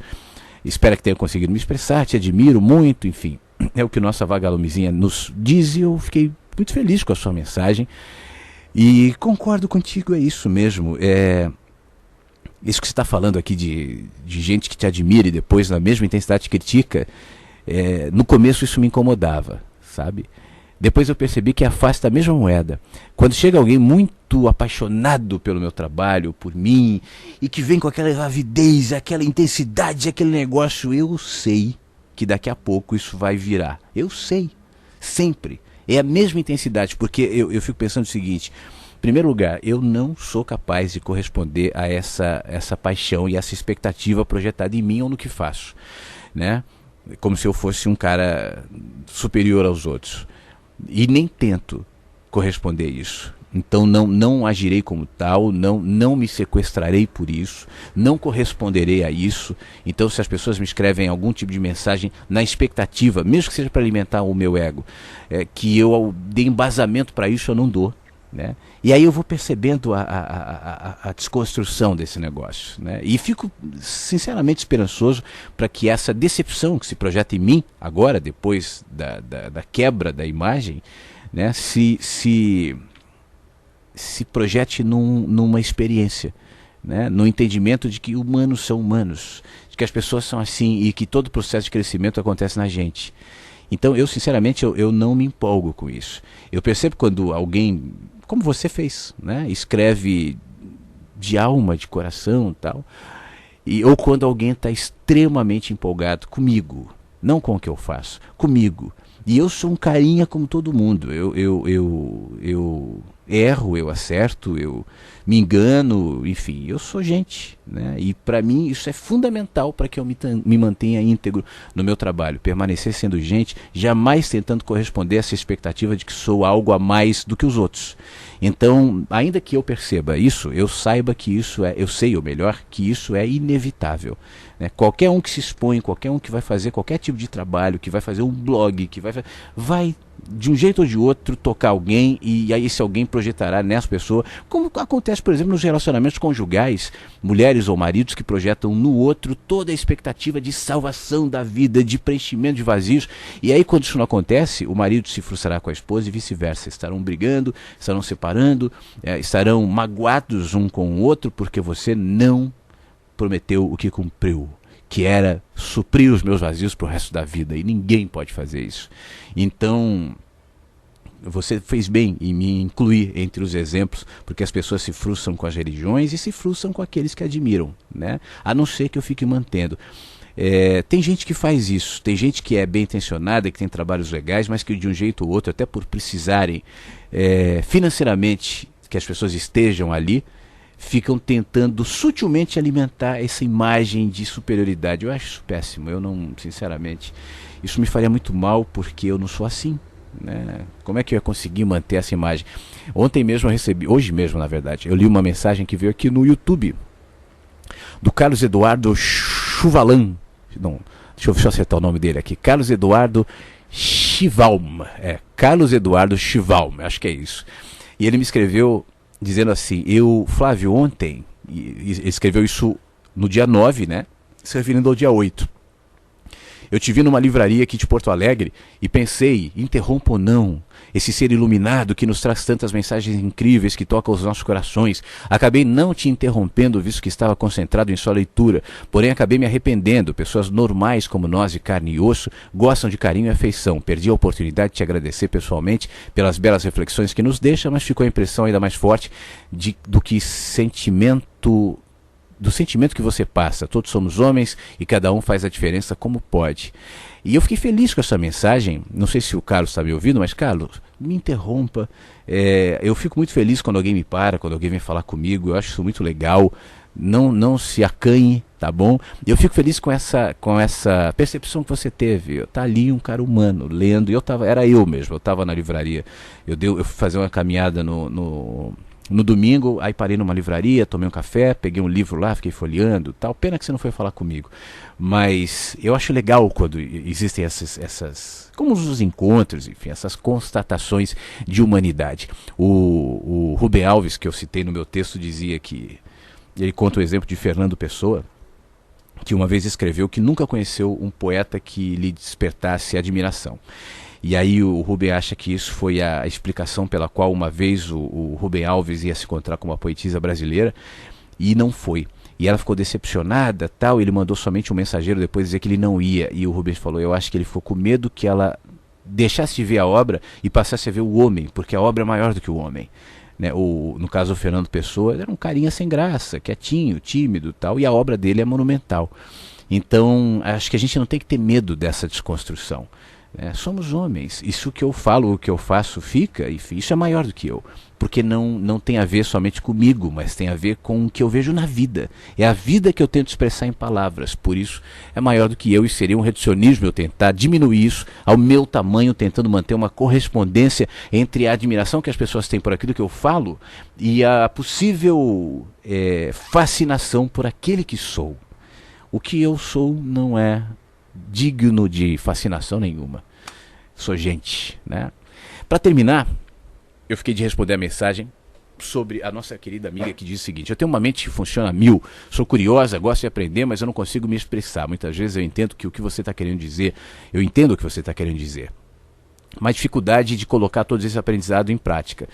O que você acha da física quântica? Eu venho lendo sobre isso, acabei me interessando, posso estar enganada, mas acabei vendo uma relação com suas mensagens. Seria possível você dar alguma explicação nesse sentido? Eu vou ser muito breve aqui, até porque a gente está chegando no final do programa, e esse é um assunto recorrente aqui. Deixa eu dizer uma coisa.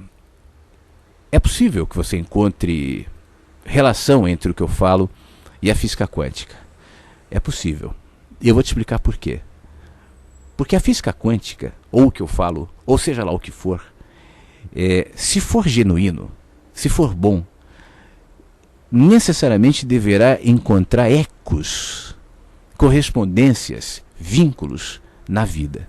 Física quântica é uma linguagem, não é uma religião, uma descoberta à parte da nossa vida natural. Física quântica é uma linguagem de homens, né? Como aquele texto do Saint-Exupéry que fala sobre Newton. Newton não descobriu nada, ele só fundou e estabeleceu uma linguagem de homens para dizer sobre algo que já existia, né? E a física quântica é a mesma coisa. Então a física quântica está presente no grão de areia. E o que eu falo tem que estar presente na boca do sapo, e na chuva, e na vida de maneira geral, porque no fim das contas tudo fala sobre a mesma coisa. Você entendeu? Tudo está projetando para a constatação de que a vida é isso. E a vida se projeta, seja no macro infinito do cosmos, seja no micro finito do grão de areia. Então não há física quântica, não há espiritualidade, não há filosofia, não há vida. E a gente vai encontrando linguagens para descrever isso. O problema é quando a física quântica vira uma religião. Porque nós pegamos aquilo que é legítimo e transformamos numa religião. Os físicos quânticos são físicos quânticos. Não necessariamente são pessoas espiritualizadas. São pessoas que estão constatando. Eu gosto muito dos exemplos, por exemplo, do Marcelo Gleiser, do cientista Marcelo Gleiser, que fala, ele é um ateu, né? E ele fala, mas o meu jeito de verificar a vida, a minha linguagem para isso, não é a teológica, é a científica. E é a mesma coisa. Uma coisa não interfere a outra. Tem um livro muito bom, que é um diálogo entre o Marcelo Gleiser e o Frei Beto. Eu não me lembro agora o nome do livro, mas que é justamente nessa praia. E você vai vendo a semelhança, e aí tem a interferência de um esotérico no meio, e eu acho que ele só atrapalhou, né? Porque muito dogmático tal, e o Frei Beto e o Gleiser mais abertos na sua visão, mas eu acho que até a interrupção esotérica desse homem dogmático que propunha intermediar o diálogo, ilustra um pouco isso, né? Pessoas abertas, tentando enxergar, e o cara preso nas verdadezinhas esotéricas dele. Então, tá tudo dito. Então, tanto faz se eu digo é física quântica, ou se eu digo, é uma intuição que me deu. Tanto faz. Tanto faz se eu digo eu li porque nas física quântica, ou se eu digo, olha, eu sinto que é assim. Tanto faz. Tá na gente. Tá na gente. É só assim. Mais uma vez citando o Saint-Exupéry, eu vou terminar o programa de hoje com o áudio que fala sobre que eu leio, onde eu leio esse texto dele que fala: a verdade é o que simplifica, né? Então, se a física simplifica, maravilha, mas não está nela, né? O que eu vejo hoje é muita gente usando a física quântica para ganhar dinheiro, para formar religião, para embasar discursos. Então tudo tem que ter um nome quântico, cura quântica, terapia quântica, não sei o que quântica, porque isso virou a palavra da moda, né? Deixou de ser genuíno, deixou de ser verdadeiro, deixou de ser espontâneo. Os físicos quânticos verdadeiros abominam esse tipo de coisa, né? Essas pessoas que ficam na internet usando que é o discurso da física quântica, aí eu uso alguns princípios da física quântica para legitimar coisas que não têm a ver com a vida. Então, muito cuidado com isso. Física quântica é bom, como tudo pode ser, mas tem que estar conectado à realidade da vida e à percepção mais simples da vida. Tudo é linguagem. Tudo é linguagem. Se é física mecânica, física quântica, teológica, filosófica, espiritual, religiosa, intelectual, tanto faz. Matemática, científica, tanto faz. Todas devem se comunicar, usando às vezes linguagens aparentemente antagônicas, conflitantes para alguns, mas se você entendê-las sem preconceito, perceberá que todas dizem a mesma coisa e que todas nos levam ao mesmo lugar. Muito obrigado a todo mundo que esteve comigo, todas as mensagens, todo o carinho. Esse programa será repetido hoje às 3 da tarde, às 8 da noite e às 3 da manhã no horário de Brasília. Provavelmente esse programa vai ser postado no YouTube hoje ainda, mais tarde. Eu vou deixar ali para depois você poder acessar. E obrigado pelo carinho, pelos e-mails, e amanhã às 8 da manhã no horário de Brasília eu volto com mais mensagens. Eu termino o nosso encontro de hoje com essa proposta que eu acho linda, esse texto do livro Terra dos Homens, do Saint-Exupéry, que entre tantas coisas diz algo que eu realmente acredito: a verdade não é o que complica, a verdade é o que simplifica. Um beijo.